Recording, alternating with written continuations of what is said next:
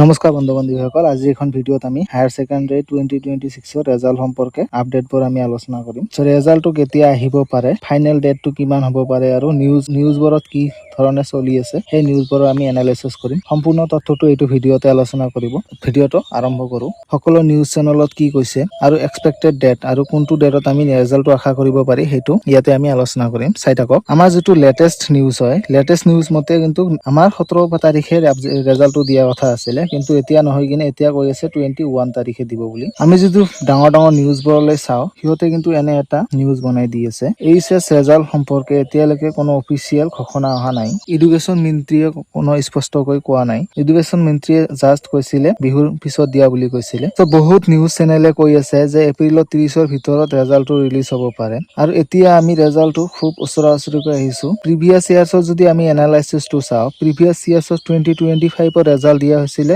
এপ্ৰিলৰ 30 তাৰিখে আৰু 2024ৰ ৰেজাল্ট আহিছিলে 9 মে তাৰিখে। সাধাৰণতে এইচএছএলচি ৰেজাল্টবোৰ এপ্ৰিলৰ শেষৰ বা মে ফাৰ্ষ্টতে দিয়া হয়। এই বছৰৰ এক্সাম শেষ হৈছে মাৰ্চৰ 16 তাৰিখলৈকে। তাৰ পিছত ইভলিউচন চলি আছিলে, সেইবাবে এপ্ৰিলৰ শেষ সপ্তাহত টোটেলি লজিকেল। আমি যদি এপ্ৰিলৰ শেষ সপ্তাহত তাৰমানে 25ৰ পৰা 30 লৈকে যদি আমি আৰু ভাবি লওঁ, তেনেহলে আমাৰ 25ৰ পৰা 30 তাৰিখৰ ভিতৰত ৰেজাল্ট দিয়াৰ সম্ভাৱনাটো বেছি। এক্সাম ডেট যদি আমি প্ৰেডিক্টেড কৰো, মেইন পইণ্টটো আমাৰ 25ৰ পৰা 30 তাৰিখলৈকে মষ্ট এক্সপেক্টেড ট্ৰেণ্ডছ, 25ৰ পৰা 30 তাৰিখলৈকে আমি বেছিকে আশা কৰিব পাৰো। কেনেকৈ এইটো আমি আলোচনা কৰিলো। কিছুমান নিউজ পৰ্টেলত দি আছে প্ৰিভিয়াছ ইয়াৰ্ছৰ আমি যদি নিউজবোৰ ট্ৰেণ্ডবোৰ চাওঁ, তেনেহলে আৰু ইভলিউচন টাইমটো সেম হৈ আছিলে।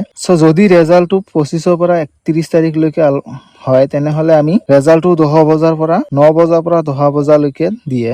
মষ্ট প্ৰবাবল ডট বুলি হলে আমি 28 তাৰিখ আৰু 29 তাৰিখৰ ভিতৰত আমি ৰেজাল্টটো আশা কৰিব পাৰো। যিহেতু আমাৰ কি হৈছে, আজি হল 17 তাৰিখ, 17 তাৰিখে ৰেজাল্টটো নিদিল, তাৰমানে 18 তাৰিখে আছে বন্ধ, 19 তাৰিখ হল চানডে, 19 তাৰিখ চানডে, 20 তাৰিখ হল সোমবাৰ, তাৰমানে হলিডেৰ পিছত আমাৰ সোমবাৰটোই পৰে। হলিডেৰ পিছত দিনা ৰেজাল্টটো দিয়াটো অসম্ভৱ। 21 তাৰিখে আকৌ বন্ধ আছে।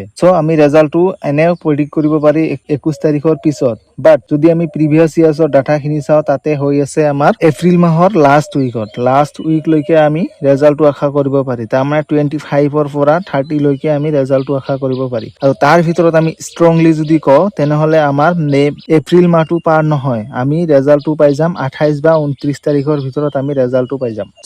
বন্ধুসকল, এতিয়া কথাটো হ'ল ছচিয়েল মিডিয়াত বহুতো ফেক ডেট আহি আছে। যেনেকে কিছুমানে কৈ আছে যে 17 এপ্ৰিল আজি গ'ল, আজিতো ৰেজাল্ট নিদিলে। কিছুমানে কৈ আছে 20 এপ্ৰিলত ৰেজাল্ট দিয়াটো সম্ভৱ নহয়। শুনি থাকক, 20 এপ্ৰিলত ৰেজাল্ট দিলে কি হ'ব, 19 এপ্ৰিলত আছে আমাৰ চানডে, 19 এপ্ৰিলত চানডেৰ পিছত দিনাই ৰেজাল্ট দিয়াটো অসম্ভৱ। সেইকাৰণে মনত ৰাখিব, 20 তাৰিখত ৰেজাল্ট দিয়া নহয়। কিন্তু যিমানবোৰ নিউজত কৈ আছে এইবোৰ একো কনফাৰ্ম নহয়, কাৰণ হায়াৰ ছেকেণ্ডাৰী ৰেজাল্টটো কোনো অফিচিয়েল ভাৱে এনাউন্সমেন্ট কৰাৰ পিছত ৰেজাল্টটো দিয়া নহয়। এডুকেশ্যন মিনিষ্টাৰে আমাক এতিয়ালৈকে কোনো আপডেট দিয়া নাই।